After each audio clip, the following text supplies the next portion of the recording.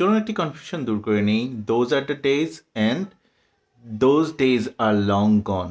গতদিন আমি একটা ভিডিও দিয়েছিলাম gone are the days. Basically gone are the ডেজের চেয়ে এই দুইটা অনেক বেশি স্মার্ট এবং অনেক বেশি প্রচলিত।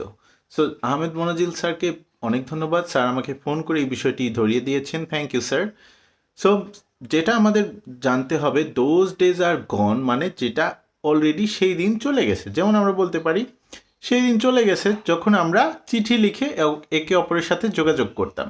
তাহলে আমরা এটা কি বলতে পারি, those days are gone when we use to communicate with each other by writing letters. আমরা যদি এই কথাটা মানে সেটা কিন্তু চলে গেছে, আর কোনো কিছু যদি চলে গেছে ঠিক আছে, এটা যদি সেই দিনগুলো আজকে মানে অনেক আগেই চলে গেছে, এমন ক্ষেত্রে আমরা যখন ব্যবহার করব those days are long gone. Those days are long gone মানে এটা তো চলে গেছে তো ঠিক আছে, কিন্তু অনেক আগে চলে গেছে। ফর এক্সাম্পল আমরা বলতে পারি যে সেই দিনগুলো অনেক আগেই চলে গেছে যখন মহিলারা শুধুমাত্র ঘরের কাজ করত।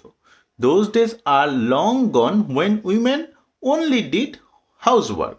অথবা আমরা বলতে পারি সেই দিনগুলো চলে গেছে যখন আমরা ঘোড়ায় চড়ে ভ্রমণ করতাম।